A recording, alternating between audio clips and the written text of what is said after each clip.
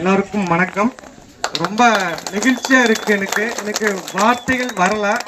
நான் ரொம்ப கஷ்டப்பட்டேன், எங்க குடும்பம் ரொம்ப கஷ்டம் அப்படின்லாம் நான் இங்க பேச முடியாது. ஏன்னா தெரியும், நம்ம எல்லாருமே கஷ்டப்பட்டு தான் இருக்கிறோம் இந்த ஏரியாவில். நம்ம தினம் தினம் சாப்பிட்றதுக்கு எவ்வளவு கஷ்டப்பட்டு இருக்கு நமக்கு தெரியும். அந்த நிலையில இருந்து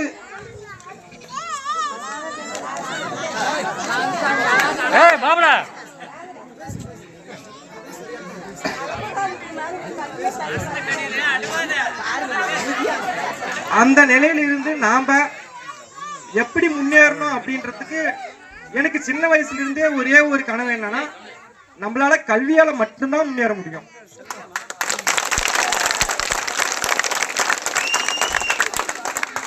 சின்ன வேலை பெரிய வேலை இந்த வேலை எந்த வேலையும் இல்லை. நம்மளுக்கு தேவையானது கல்வி மூலமா மட்டும்தான் ஏதாவது ஒரு வேலை வாங்க முடியும்.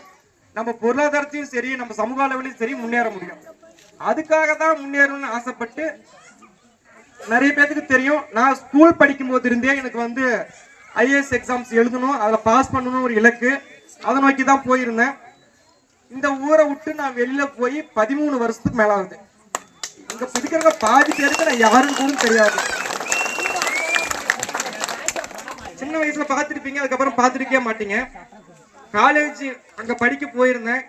படிக்கும் போது என்ன செஞ்சு இந்த எக்ஸாம் பாஸ் பண்ணணும்னு சொல்லிட்டு எனக்கு ஒரு ஐடியா கிடைச்சது. அதுக்கப்புறம் இந்த எக்ஸாம்ஸ் எழுதினா நான் தொடர்ந்து ஒரு ஐடி கம்பெனில எனக்கு வேலை கிடைச்சது காலேஜ் முடிச்ச உடனே. நிறைய பேருக்கு தெரிஞ்சிருக்கும். ஒரு 7 மாசம் போயிருந்தேன். ஆனா எனக்கு வந்து ஒரு மனம் வந்து ஒரு வெறுமையா இருந்தது. போறோம், மாசம் சம்பளம் தருவாங்க, ஆனா நம்மளோட இலக்கு வந்து நம்ம ஒன்று வச்சிருந்துருமே, அது இல்லாம நாம வெறும் பணத்துக்காக மட்டும் போயிருந்தோம்னா என்ன பண்றதுன்னு சொல்லிட்டு எனக்கு ஒரு எண்ணம். அதுக்கப்புறம் முன்னாடி சொல்லியிருந்த மாதிரி ரொம்ப சுயநலமா தான் முடிவு எடுத்தேன். நான் வேலைக்கு போயிருந்தேன், எங்க அப்பா அம்மா கஷ்டம் அப்பவே தீர்ந்துருக்கோம். 9-10 வருஷத்துக்கு முன்னாடியே தீர்ந்துருக்கோம். நாங்க பொருளாதார அளவில் முன்னேறி இருப்போம். ஆனா எனக்கு இலக்குன்னு ஒன்று இருந்தது. இந்த இலக்கை நம்ம நோக்கி ஓடணும்னு முடிவு எடுத்துட்டு நான் அந்த வேலையை விட்டேன். வேலையை விட்டு படிக்க ஆரம்பிச்சேன். படிக்க ஆரம்பிக்கும் போது 2018 இருந்து என்னுடைய UPSC எக்ஸாம்ஸ் கிளியர் பண்ணணும்னு ஒரு எண்ணத்துல படிக்க ஆரம்பிக்கும் போது ஃபர்ஸ்ட் அட்டெம்ப்ட்லேயே நான் வந்து எந்த ஒரு கோச்சிங் இன்ஸ்டியூஷன், தனியார் இன்ஸ்டிடியூஷன் போகாம இலவசமா கிடைக்கிற மெட்டீரியல்ஸ், கவர்மெண்ட் இன்ஸ்டிடியூஷன்ஸ் இது மூலமாவே வச்சு நான் வந்து ஃபர்ஸ்ட் அட்டெம்ப்டே ப்ரிலிம்ஸ் கிளியர் பண்ணி மெயின்ஸ் கிளியர் பண்ணி இன்டர்வியூ போயிருந்தேன். முதல் முறையிலே என்னால எக்ஸாம்ஸ் கிளியர் பண்ணி சர்வீஸ் வாங்கி இருந்துக்கலாம் அப்படின்னு ஒரு ஆசையில தான் இருந்தேன். ஆனா மார்க் கம்மியான மார்க்ல கிடைக்கல. தொடர்ந்து அடுத்து உங்களுக்கு எல்லாருக்குமே தெரியும், கொரோனா டைம்ல நான் வந்து ஊர்ல 6 மாசம் இருந்தேன். கிரிக்கெட் விளையாடி இருந்திருப்பேன், பசங்க கூட சும்மா இருந்திருப்பேன். ஆனா அப்பயும் நான் இன்டர்வியூ போயிட்டு இன்டர்வியூக்காக ரிசல்ட்டுக்காக வெயிட் பண்ணிட்டு இருந்தேன். வெயிட் பண்ணிட்டு இருக்கும்போது மற்ற நண்பர்கள் யாருக்குமே தெரியாது நான் 2வது முறை இன்டர்வியூ போயிருக்கேன். சர்வீஸ் வெயிட் பண்ணுன்னு சொல்லிட்டு எங்க அப்பா அம்மாவுக்கு என் குடும்பத்துக்கு மட்டும்தான் தெரியுமே. அந்த முறையும் என்னால சர்வீஸ் வாங்க முடியல. எங்க அப்பா அம்மா எவ்வளவு கஷ்டப்பட்டிருப்பாங்க அப்படின்றத நான் முன்னாடியே சொன்ன மாதிரி, வீடு ரொம்ப மழை பெஞ்சா ஒழுகுற வீடு தான், எல்லாரும் வீடு மாதிரி. என்ன செய்யலாம் அடுத்துன்னு பார்க்கும்போது எனக்கு சரியான திட்டமிடல் அப்ப இல்ல. என்ன பண்ணலாம், வேற வேலைக்கு போயிடலாமா அப்படின்லாம் ஒரு சிலர்லாம் வந்து எனக்கு ஆலோசனை கொடுத்துருந்துருப்பாங்க. ஆனா எனக்கு நம்ம என்ன சொத்து வச்சிருக்கோம், பணம் வச்சிருக்கோம், இப்ப இழந்துருவோம், ரொம்ப வருஷம் கஷ்டப்பட்டா இழந்துருவோம்னு பார்த்தா நம்ம கிட்ட இழக்கிறதுக்கு எதுவுமே இல்லை. நாம எவ்வளவு முறைதான் தோப்போம், முயற்சி செஞ்சுட்டே இருப்போம், வெற்றி பெற முடியும்னு சொல்லிட்டு கொரோனா காலத்துக்கு அப்புறமாவும் நான் வந்து என்னுடைய பயிற்சியை தொடர்ந்துட்டே இருந்தேன். எக்ஸாம்ஸ் எழுதின, கிளியர் ஆகல, பொருளாதார அளவில் நிறைய சிக்கல்கள் இருந்தது. ஆனா இது எல்லாத்தையும் கடந்து இப்ப இந்த நடந்து முடிஞ்ச எக்ஸாம்ஸ் 2025 வருடம் நடந்து முடிஞ்ச எக்ஸாம்ஸ் ப்ரிலிம்ஸ் பாஸ் பண்ணியிருந்தேன். ப்ரிலிம்ஸ் பாஸ் பண்ணும் போதே எனக்கு ஒரு 8 மாசத்துக்கு முன்னாடியே இந்த முறை நான் கட்டாயம் பாஸ் பண்ணிடுவேன் அப்படின்ற நம்பிக்கை எனக்கு இருந்தது. ப்ரிலிம்ஸ் பாஸ் பண்ணேன். அதுக்கப்புறம் மெயின்ஸ் பாஸ் பண்ணேன். இன்டர்வியூ போயிருந்தேன். இன்டர்வியூ தான் ரொம்ப முக்கியமானது. இந்த முறை எக்ஸாம்ஸ்ல எனக்கு மெயின்ஸ் மார்க்ஸை விட இன்டர்வியூ மார்க் தான் அதிகமாக போட்டாங்க. உங்களுக்கு நிறைய பேருக்கு தெரிஞ்சிருக்காது, நான் இன்டர்வியூல டெல்லியில 6 முக்கியமான IAS IPS ஆபீசர்ஸ் இருக்கும்போது கட்ரஸை பற்றி நீங்க ஊர் பேர் சொன்னேன்.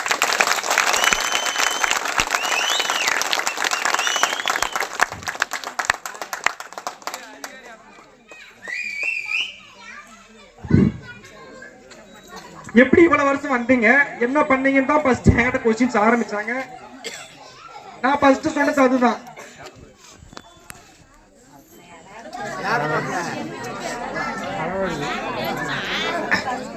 நான் மட்டும் இல்லைங்க, எங்களுடைய ஏரியாவிலேயே இது வரைக்கும் யாரும் பெரிய எக்ஸாம் பாஸ் பண்ணதில்ல. யூபிஎஸ்சின்றது எல்லாத்துக்கும் கனவு. நான் தோத்துட்டு போயிட்டுனா எனக்கு பின்னாடி யாரும் வரமாட்டாங்க.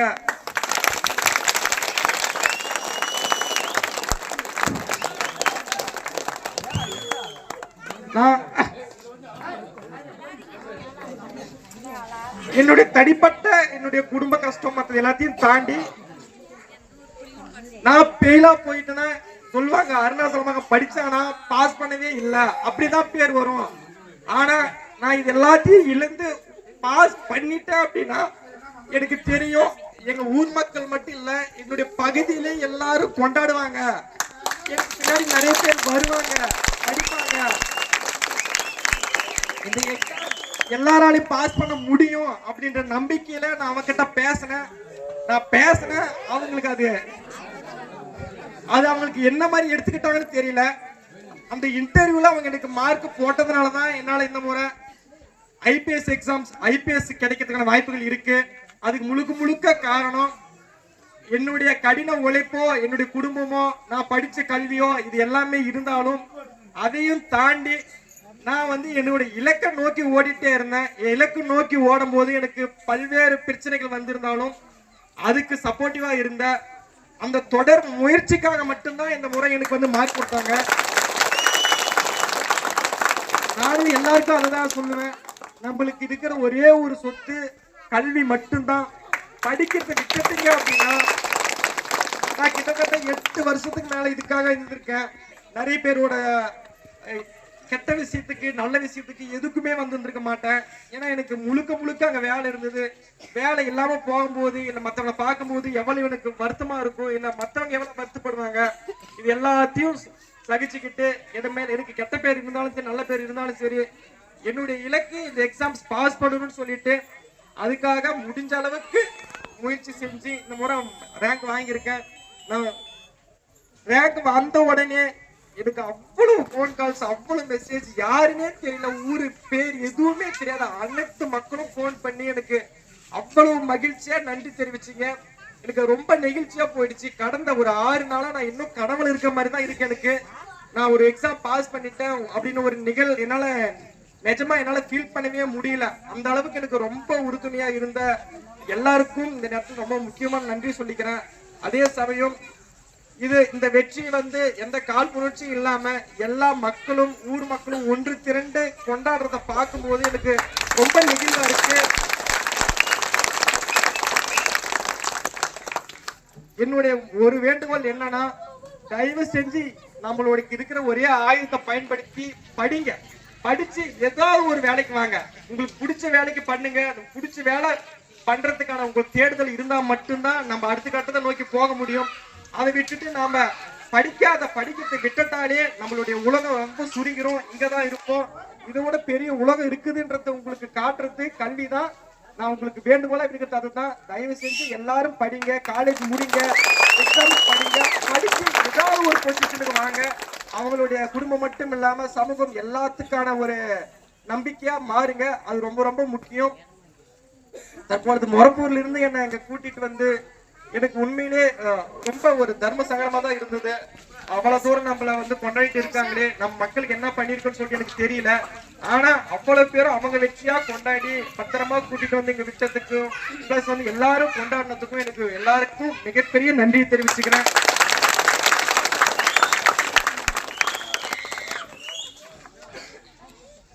முன்னாடி சொல்லியது மாதிரி எல்லாருக்கும் ஒவ்வொருத்தருக்கும் நன்றி. எல்லாருமே என்னுடைய இந்த பயணத்துல நான் கத்துக்கிட்டது, நான் ஊர் இங்கதான் இங்க இருக்கும் போது பேசுறதுக்கு எல்லா சின்ன விஷயமும் இந்த ஊர்ல தான் கத்துக்கிட்டேன்.